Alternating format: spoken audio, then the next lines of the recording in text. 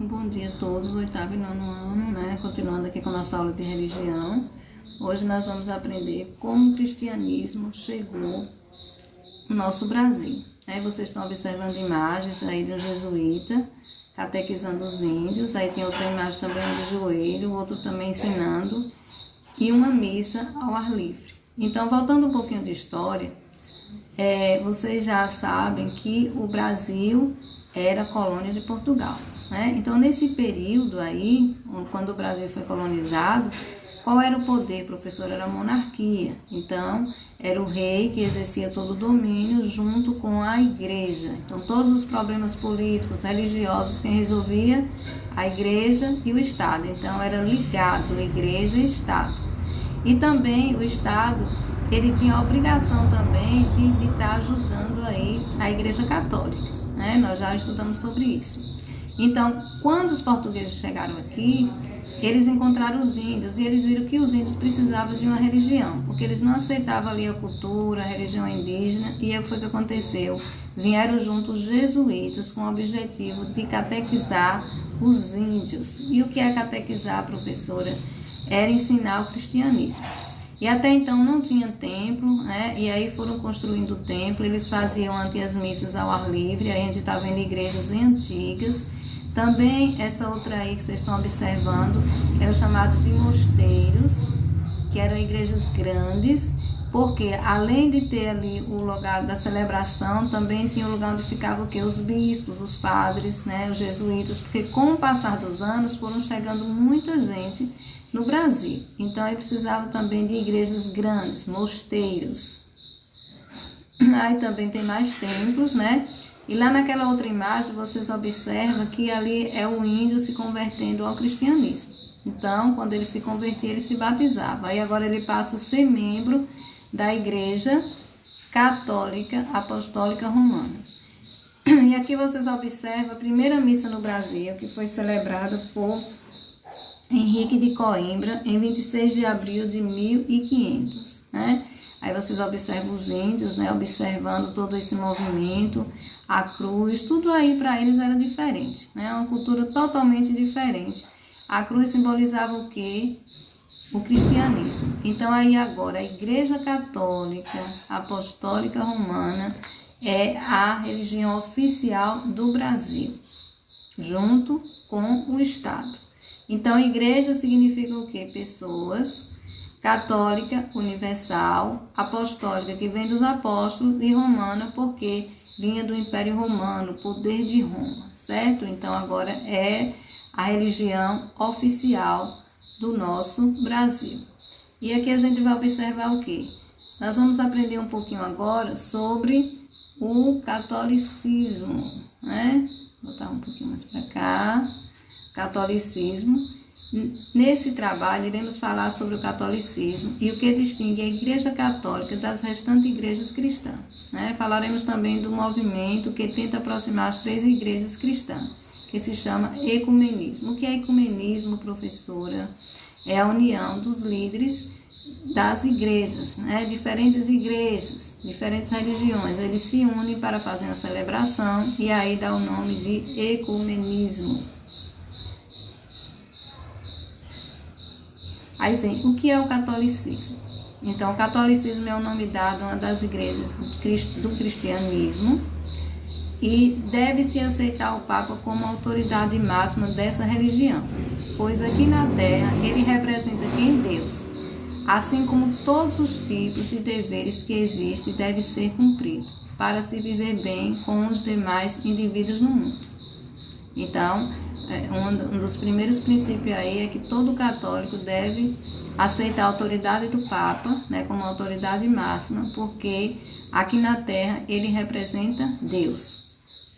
Além disso, os católicos devem seguir os 10 mandamentos da lei de Deus, a prática dos 7 sacramentos, e cada um com o seu significado e importância. A confissão também é de grande auxílio quando o indivíduo arrepende-se dos seus pecados. Então, a gente observa aí princípios da igreja, do catolicismo, que é o quê? Seguir os 10 mandamentos, a prática dos 7 sacramentos e a confissão dos seus pecados. Então, você vai lá, confessa ao padre e ele ali ordena, né, o que você deve fazer. Quais são os 7 sacramentos? Primeiro é o batismo, né? O indivíduo é aceito como membro da igreja e, portanto, da família de Deus. Então, assim que a criança nasce, passa alguns dias, a família leva para ser batizado. Quando aquela criança é batizada, ela passa a ser membro da igreja católica. Crisma é a confissão do batismo, né?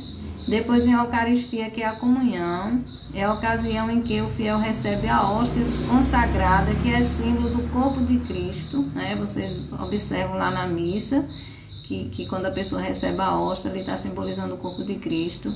Arrependimento ou confissão, quando a pessoa se arrepende dos seus pecados e confessa os seus pecados ali ao padre, né? E ele vai dar o que? As ordens, a orientação aos seus fiéis.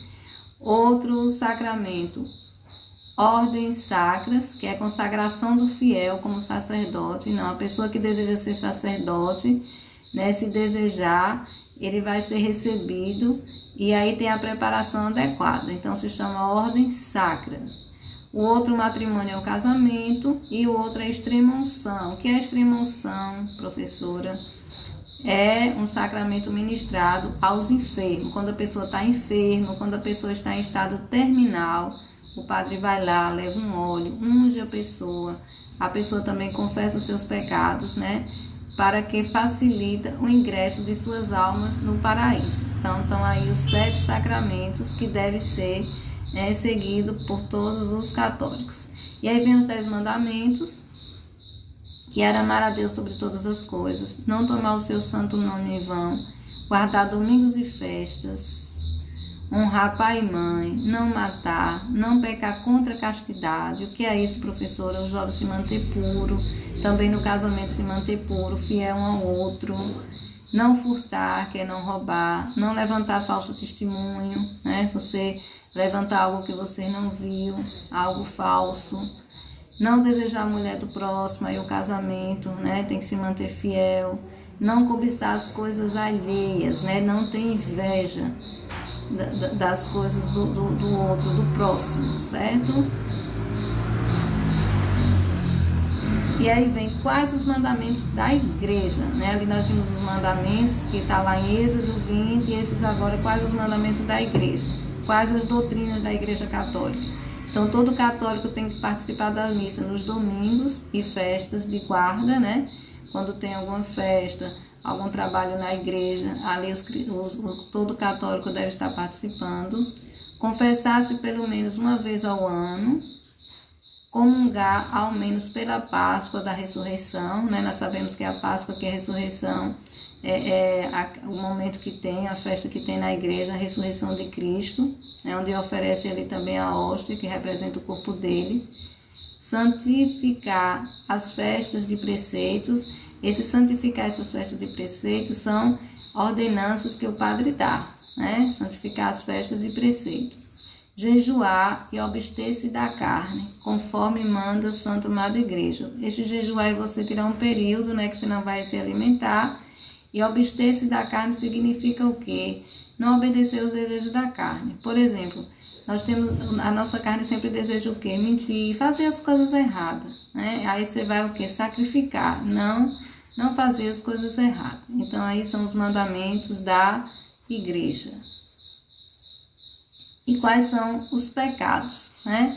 E aí nós temos os pecados, que é a gula. O que é gula, professora? Comer demais, né? Você nem tá com fome, você come.